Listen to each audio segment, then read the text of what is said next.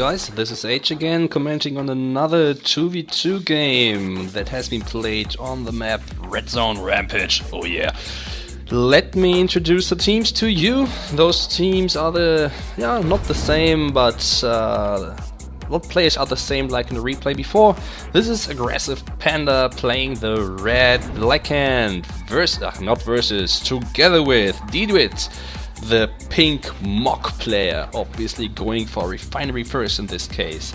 Team 1 in the bottom versus Team 2 in the top of the map. This is Killer-Koeln, the green GDI player. And on the right side we have G.E.M, I shortly call him G.E.M, the purple R17 player. He has been dead, R17, he chose random and he's opening with a crane again. I'm not sure if this is a good choice, but okay. We're gonna see how this works out. So how is the game moving on? As you can see on the map, Agr3ssivePanda securing the center and sending some scouts to his opponent. One scout is chilling here. I'm not sure why he's not deciding to move into the base. He could see that his opponent is a little bit delayed because he's using a crane. Now he's going for double refinery. This might be the explanation because he's gathering blue tiberium quickly now. And Agr3ssivePanda is just chilling with his squads. Yeah, he's going for the EMP spike. Not very often seen, but he got the spike at the security center, but neither player is going for scouts. And this is a very big problem because if you do not know what your opponent is up to, you cannot decide what to do on yourself. So now Agr3ssivePanda is moving in. So let's have a look at here you can see how much the opponents see, and you can see that the scouting information is not really good enough. Agr3ssivePanda, the only guy trying to get into the base, and he finds a completely undefended base. 2 harvests up right now and he sees, okay, there's a portal coming, but he retreats. What is ddiut doing? He's going for a command post. Usually you're trying to hide this, but since no player wants to scout, this is quite safe. Let's see if he's deciding to go for some fancy stuff. Let's keep in mind he is MOK, and MOK does not have flame. I hope he remembers that. Killer-Koeln, he has a pitbull. Buddy, go ahead and utilize that. You might find a operation center here. Or you could go ahead and have a look at at Agr3ssivePanda's base, who has 3 harvesters right now and is going for the first scorpion. By the way, 3 harvesters and 2 refineries. Let's see how the other players are doing in terms of economy. Here we go. It is just... oh, this is surprising. He went for a crane, but he is only on 2 refineries and 2 harvesters. This is not enough. There is a buggy chilling up here and scouting a little bit, looking how the black corner looks like, and he dies. What's up with economy here? This is just 2 harvesters on 1 refinery. Let me say something about economy. This is a nice ratio. Here you can see we have, I think it's 4 harvesters on 2 refineries. The best thing is 5 harvesters on 2 refineries. You have to take the economy serious, because if you do not build up your economy, you will construct units way slower, and this is something absolutely essential. You have to balance the production of units and the efforts you put into constructing refineries and building harvesters. Of course, in the beginning it slows you down, but at the end it will give you a great advantage. In general, you can say the player who has the economic advantage will also win the game. Okay, this guy, the Shard Walker, makes it back to base, got some scouting information off. Agr3ssivePanda is beaconing and says, buddy, look here, it's a nice base. Okay, he's going for some APCs and some predators. There are no garrisons inside the APCs and there's not this much action on the map. Oh, here we go. Killer-Koeln is going to secure the entrance of his base by placing down some mines. This is a nice move. It is absolutely effective versus infantry. Infantry does not detect stealth and they almost instantly die stepping on a mine. So this is a nice thing. And since his opponent, ddiut, is going for some scorpions, it might be a good idea, except he's going for dozer blades, because dozer blades, they can get rid of mines, and he is going for some beam cannons, absolutely underused but nice units. very good support powers. They can charge up the Obelisk of Light, and they're absolutely devastating in large numbers. Basically, I'd say an artillery unit, but a little bit more special. And now he is engaging with his army. On the other side, Agr3ssivePanda more turtling than being aggressive, and G.E.M is preparing to attack. So this is gonna be a clash on both sides. And ddiut is moving in the map. He is driving into the mines, losing a fair bit of his Scorpions, and he's driving right into the opponent's forces. I'm not sure if this was a good trade. He should have waited for his beam cannons to be in position. And the amp is going down. Nice job there. Oh, nice job by Agr3ssivePanda. He almost takes down only the forces from Killer-Koeln, and now the beam cannons are coming in and they're leveling the war factory. I'm not sure why Killer-Koeln is retreating his tanks. He could definitely go ahead and take down the beam cannons, and the beam cannons on the other side should definitely retreat and not stay there. They have no chance taking down this MCV. Of course, they are strong, but there is a huge force against it, and even without looking at ddiut's base, I'm sure that Killer-Koeln can go down and cause tremendous amounts of damage. As you can see here, ddiut depleted his whole army and he is defenseless, and he's still going for beam cannons. This is not the right decision, and if Killer-Koeln decides to attack now, he would be in a perfect situation. So let's check out the other side. Agr3ssivePanda obviously went for Scorpions only. Let's see if he's going for upgrades. No, it does not look like it. I'm not sure if he is stalled on money. Yeah, he is. He might be going for upgrades otherwise, and at this point I'm not sure if this is a good idea because he did not scout. I'm not sure if he did, but he might be not aware of the fact that there's a huge army up here, and if G.E.M decides to move down, he could definitely hit this base. But Agr3ssivePanda is moving to the west, and G.E.M on the same side is moving to the center. So they are undefended spots on the map so far, but let's keep in mind that these players do not know where the others are, because right now we have a lack of scouting information. Okay, G.E.M says, buddy, I don't like the EMP impulse, stinks, so he goes ahead and takes it down. And at the same time, Agr3ssivePanda now realizes, oh crap, the center's under attack, and he's reverse moving into this army. This is not a good idea. He's losing half of his... Now he's turning around. He's losing half of his armor, but G.E.M's army is superior right now, and I think he's going to decimate Agr3ssivePanda's army big time. There's a single Scorpion from the side, a second Scorpion is coming in, but Agr3ssivePanda is trying to go for an epic unit, but it is not building right now. I think he is, yeah, he might be stalled on money. He has 2 refineries on the dry blue field and just 1 more refinery on the green field. He should definitely sell off 1 refinery, construct another one. This gives you an extra harvester, and G.E.M is in a good position right now. If he could simply take down the Redeemer facility, and if he does this right now, he can prevent Agr3ssivePanda from getting an epic unit. Let's check out this base. In terms of economy, yeah, 2 refineries on the green field, 1 refinery here. He should get another refinery for this field, and now a transition into infantry. It looks like a transition into infantry. Yeah, he should spread those units a bit and perhaps get a few more beam cannons so they can add up with his damage output. But I think each player has an economy problem right now. Up here there's 1 refinery on the green field, 2 refineries on the blue field. Same thing, sell off, construct more refineries. A player who does this right now is going to end up with a huge advantage, especially because no one is really pressurizing the other fraction. And it looks like G.E.M is moving into the center of the map. He's going to be supported by a few sniper teams. And are those his? No, it's not his. What is he shooting at? Well, he's shooting the ground. That's a nice thing as well. So right now we see that the sniper teams are doing a good job, but because here's a defense with some militant rocket squad, but the sniper teams are taking this down, and if he takes down the power, and if he takes down the Redeemer facility, this is gonna be a nice attack that's worth it. And it looks like the Redeemer facility is going down, and if he goes for the power now, he might cause tremendous amounts of damage. But he go for the power. Why are you not taking down the power? There are 2 upgraded power plants here and there, and if you're shot at by Obelisk of Lights, they cause too much damage. Go for power. Yeah, now he does, and the power is down. Take down the second power plant. Sorry, Aggressive Panda, that I'm right now saying, G.E.M, you can do this. So G.E.M is in Aggressive Panda's base, and this doesn't look really good, because if he succeeds and takes on more power, and is exactly doing this, there is absolutely no counter. There are no counter units over here in ddiut's base. Okay, ddiut can chill, nobody attacks him, he has 3 war factories. I'm absolutely not sure if he can support that.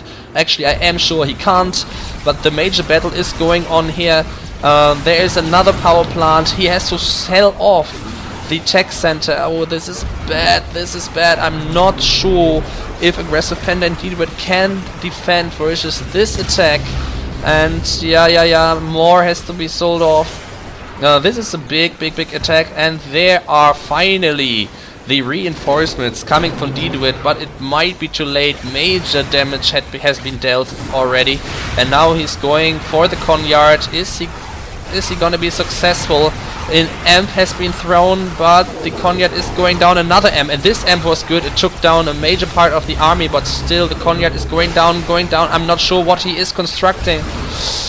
Oh, and did I miss an engineer? I missed out an engineer. Nice job, Aggressive Panda. He sent an engineer into his Konyard, and it looks like he might even be able to defend this. Okay, the Konyard is going down, but there are reinforcements standing in the back, constantly shooting at the tank. There is an Obelisk of Light shooting as well. This is a desperate battle, and G.E.M, he might be... Oh!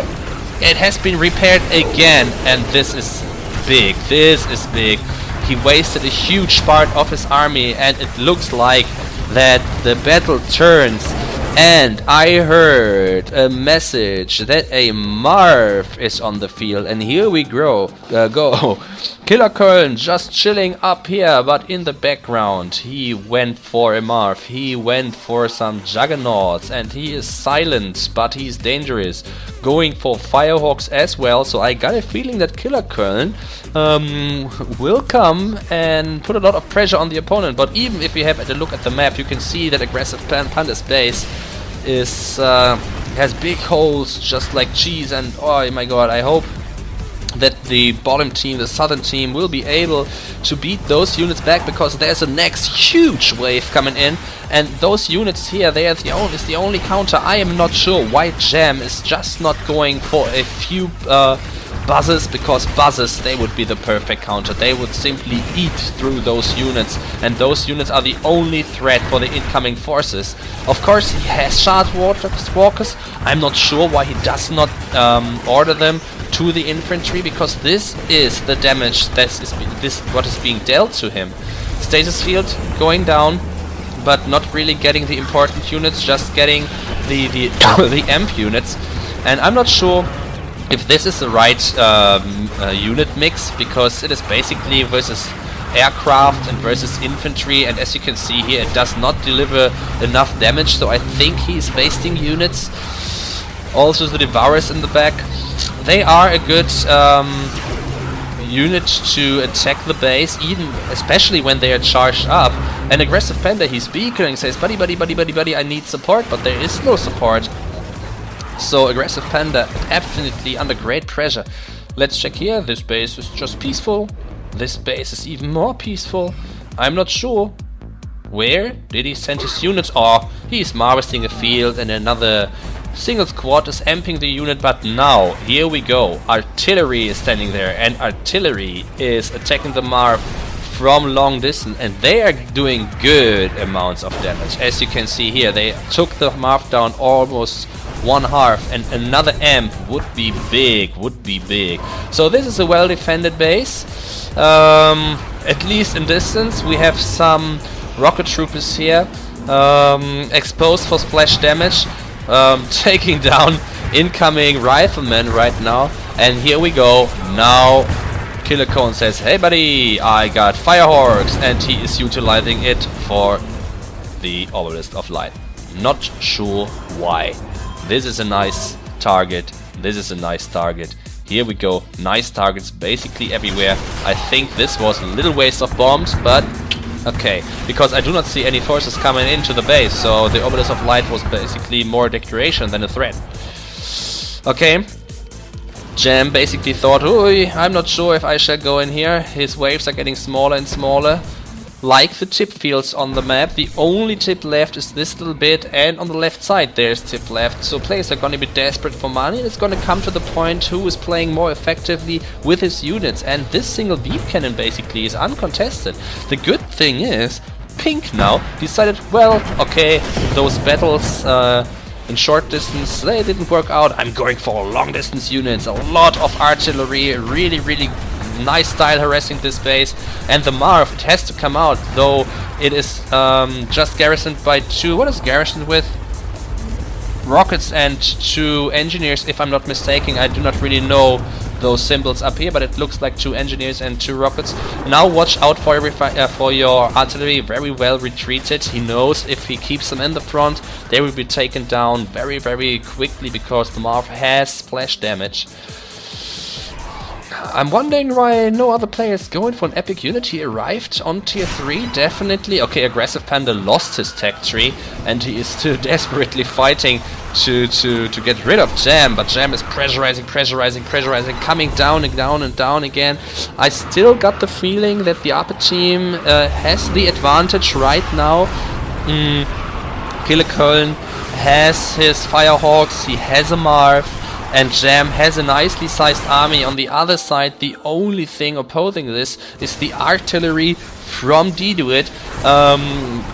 Agr3ssivePanda really trying to do his best to stay in this game, but I have a feeling that he is going to be shot out of the game right now because this is his last production structure, and if this structure is taken down, he cannot construct anything anymore. So Agr3ssivePanda is history, if I am not mistaken. The only thing he can do right now is delivering money to his opponent, and G.E.M is taking down the base. Actually, I expected that this game would be a clear win by Agr3ssivePanda and his nade. So this is a nice thing, Agr3ssivePanda, that you submitted a game to me.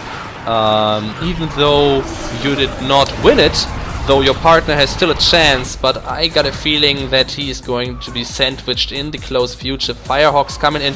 Do they go for the artillery? No, they even are hit by the anti-air, and does it go down? It barely survives. I think one Firehawk didn't make it home, the other 3 did. Okay, and here we go. The last 2 structures for Agr3ssivePanda.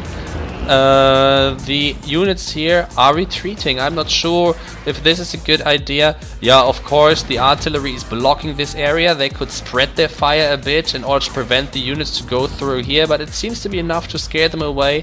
The Marv is coming down as well, and I'm quite sure, I think he forgot those to put them in the Marv. This might be his idea. So what's going on? Not much. The air forces are set up. There are a few stealth tanks coming in right now, and they're doing a quite good job, and the bombs miss them. So the stealth tanks in the base, but now we have a buggy, and the buggy is revealing the stealth, so the stealth tanks are being taken down. The engineers are chilling here, just enjoying the beautiful scene of Redzone Rampage.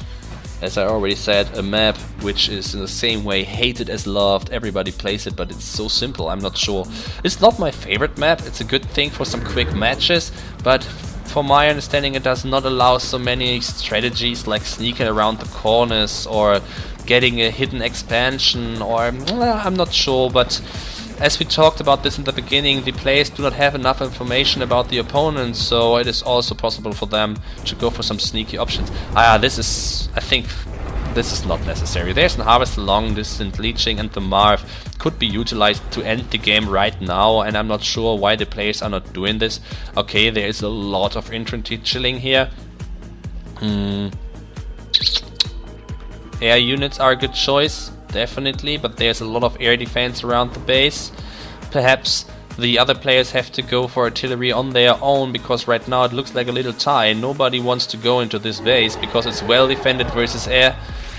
And we have the artillery here blocking off the way, but I think they can simply run into this base and try to break through the defense line. There are a few stealth tanks chilling here, and we heard the sound. This is the Eradicator Hexapod. Here we go, garrisoned with simulators, so it gets himself some repairs and one disintegrator squad as well. He is Reaper 17. If he was Traveler 59, he could do some hexalaming. And Agr3ssivePanda, he is not an active player anymore, but he's still in the game, and he's speaking and says, buddy, here, take down those harvesters. And ddiut, he reacts and does it. A little guy chilling down there, lying on the ground. And this harvester just wanted to scout the base a bit, but decides, no, I think I retreat. Going back, but the Pitbull knows well, there's stealth. Going back, now stealth tanks coming in, scaring off those units. I'm not sure why this game is not really coming to an end.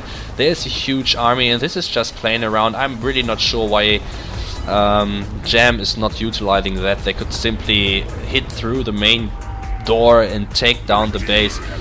And now they got it. Now the Redeemer even came up, although this base should be down for long. Artillery is setting up, trying to deliver splash damage. They could cause great amounts of damage, but if splash damage comes into this area, they are absolutely vulnerable. So let's see.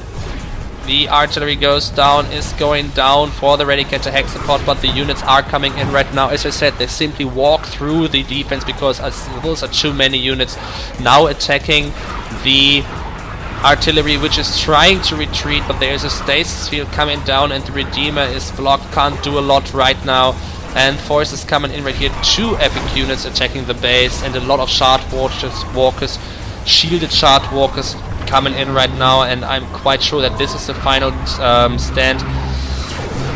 They have to go for power, they have to go and take down the base defenses, but they're standing here, they can't really break through the front door, and there is a lot of artillery fire coming down, but still 2 epic units coming in. Oh, harsh thing. The Redeemer is standing here, and now the other epic units, they react, and they are going for... They are... what is wrong with this Marv? It's dancing around here, but it's going for the Redeemer. And the Hexapod is doing the same, so epic units fighting with each other, the Battle of Titans. But I might have been wrong, because this army of G.E.M did not really cause the damage it should have caused. Even the air defense is still up, and the fire exhaust have difficulties coming in here. Of course, there are still 2 epic units, and the Redeemer is facing its rear side to the epic unit, so this is dangerous because the armor is very low, and the Eradicator Hexapod still firing, but its health is down as well, and the artillery is still shooting. And shooting at the Marv, and you can see they are doing good amounts of damage. Make sure that you retreat them, because now the Eradicator Hexapod is coming in range, and this is the only unit which is delivering enough damage right now. If this artillery goes down, then I'm sure there is not enough defense. But ddiut is giving a good fight. He's really trying everything. Retreating now the artillery to its war factory to get some repairs. It's only 3 of them left, and the Redeemer is chilling here as well. The base is shrinking. 2 epic units in the base.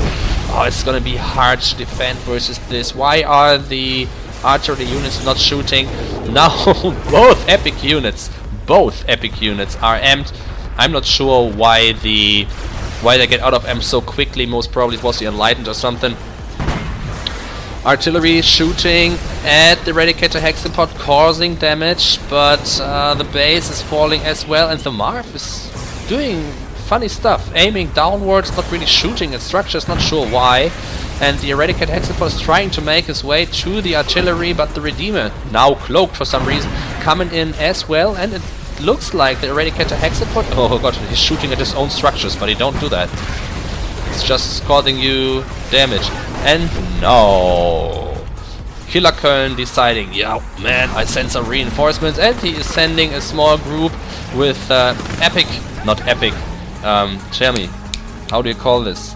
Not veteran, not epic, I forgot the word, whatever, pitbulls in order to support here, but I'm not sure if this is too late or not. I'm not sure if the Hexapod is trying to crush the Redeemer or something, but this is not possible. It is phased, so go for the units up there.